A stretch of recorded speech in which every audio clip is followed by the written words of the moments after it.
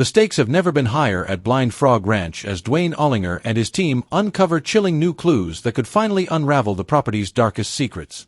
In Episode 4, Something Worth Dying For, danger lurks around every corner, from treacherous underground tunnels to ominous warnings left by those who came before.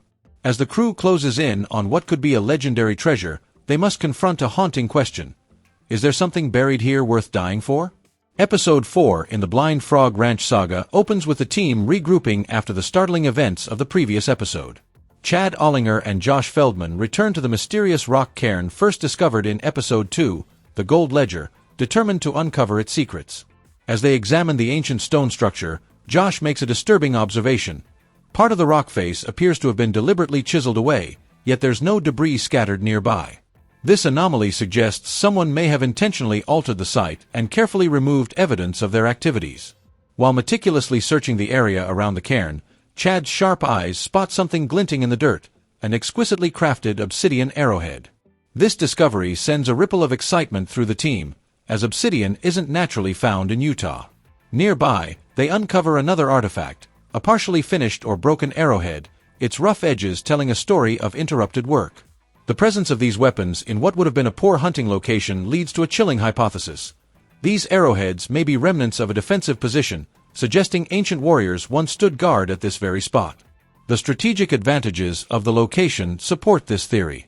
Perched on elevated ground with clear sightlines, the cairn would have given its defenders a commanding view of approaching threats. Chad and Josh exchange uneasy glances as they contemplate what could have been so valuable, so sacred, that ancient peoples felt compelled to post armed sentries. Recognizing the need for expert analysis, they decide to call in specialists who can help date the artifacts and shed light on their origins. Meanwhile, back at the hideout, the ranch's core team, Duane Ollinger, Eric Drummond, Charlie Boy, James Keenan, along with Chad and Josh, gather to review their most perplexing findings. Eric reveals startling results from his analysis of samples taken from the infamous energy zone. His equipment confirms what many had suspected: the area is undeniably radioactive. With the gravity of a man who understands the dangers, Eric explains that working with uranium deposits requires extreme caution, including the use of vent shafts to prevent direct exposure to harmful radiation. This revelation sparks a fascinating discussion about the ranch's ancient history. James posits that the Aztecs may have been drawn to this very location because of the uranium deposits, theorizing that ancient civilizations often revered meteorite impact sites for their spiritual significance and the unique materials they provided. He references the famous dagger of King Tutankhamun, its blade forged from meteoritic iron, as evidence of how highly prized such celestial materials were in antiquity. Eric, ever the scientist, clarifies an important distinction about their radioactive findings. What they're dealing with isn't pure uranium, but rather carnotite, a yellowish uranium-bearing ore that forms in specific geological conditions. He explains how the tremendous force of a meteorite impact could have fractured the bedrock, creating pathways for mineral-rich water to deposit carnotite in the shattered stone. This scientific explanation connects the ranch's radioactivity to its possible cosmic history, suggesting that Blind Frog Ranch may sit atop not one, but multiple meteor impact sites.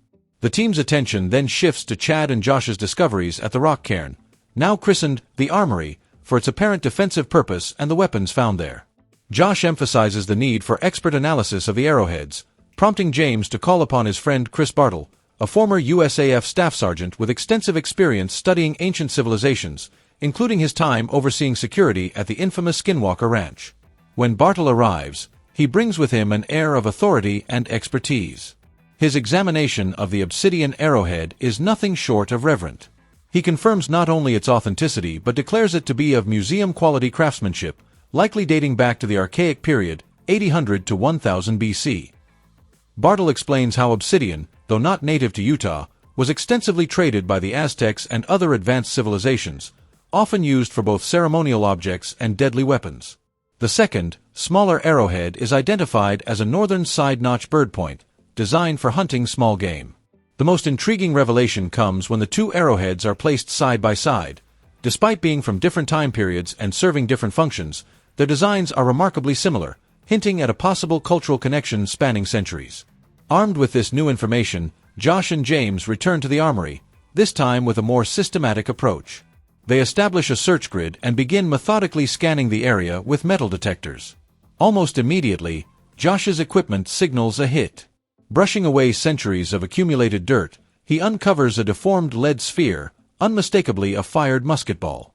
Minutes later, another signal leads to the discovery of a perfectly preserved second musket ball. These artifacts paint a picture of conflict, suggesting this quiet stretch of Utah wilderness may have once echoed with the sounds of battle, perhaps between Native Americans and Spanish conquistadors, or later Mormon settlers. While the historical investigation unfolds at the armory, Eric pursues the scientific angle back at the miner's shack. Using a custom-built rock crusher, he processes core samples from various locations around the ranch. Samples from the south gate yield the expected hematite and malachite, along with some promising gold flakes, but no radioactive materials. However, when he turns his attention to samples from the open pit mine, first investigated in Season 4, his Geiger counter begins clicking ominously. The familiar yellow powder of carnotite makes another appearance, confirming that the radioactivity isn't confined to just one area of the ranch. This discovery raises the tantalizing possibility that Blind Frog Ranch may sit atop multiple meteor impact sites, each potentially holding its own secrets. Determined to explore this new lead, Eric and Chad venture out to the open pit mine area, searching for geological evidence of a meteor strike. Their metal detectors soon lead them to an iron-rich object that bears all the hallmarks of a meteorite fragment.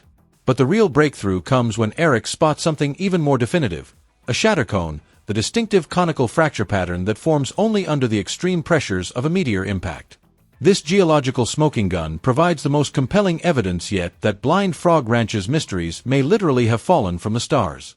The episode reaches its climax with the arrival of Dr. Roger Blomquist, the historian who previously assisted the team in Season 4. His examination of the musket balls yields crucial insights. The presence of a sprue mark on the intact ball indicates it was part of a batch production, while its perfect spherical shape and lack of rifling marks suggest it was meant for an early smoothbore musket rather than a more modern rifle. These clues point toward Spanish or early Mormon origins. Dr. Blomquist's most chilling observation comes when he notes that lead ammunition would have been far too valuable to simply abandon. The fact that multiple musket balls were left behind suggests a hasty retreat, possibly under fire. This leads to a sobering discussion about what could have prompted such a violent confrontation. Was this the site of a battle over the ranch's rumored treasures? Were ancient peoples and later settlers alike drawn to this spot by something hidden beneath its surface? As the episode closes, the team stands at a crossroads of history and mystery. The evidence they've uncovered, from ancient obsidian weapons to colonial-era musket balls, from radioactive minerals to meteorite fragments, all points toward one inescapable conclusion: Blind Frog Ranch contains something so valuable, so powerful, that across centuries, people have been willing to fight and die for it. The question that now hangs heavy in the air is what modern secrets might still lie buried, waiting to be discovered, and what price might yet be paid to uncover them. The discoveries at the armory, combined with the radioactive carnotite deposits and meteorite fragments, suggest that Blind Frog Ranch isn't just a site of historical interest, but potentially a place of immense ancient significance. Whether it was the Aztecs, Spanish conquistadors, or Mormon settlers, each group seems to have recognized the unique properties of this land, and been willing to spill blood to control it. As the team pieces together these disparate clues, they edge ever closer to answering the fundamental question posed by the episode's title: what could possibly be worth dying for? With each new discovery, the legend of Blind Frog Ranch grows more complex and more dangerous. The team now faces not just the challenge of uncovering the truth, but of doing so safely in an environment that's proven to be both physically hazardous and historically violent. As Season 5 continues, one thing becomes increasingly clear: the secrets of Blind Frog Ranch are protected by more than just time, they're guarded by centuries of bloodshed and mystery.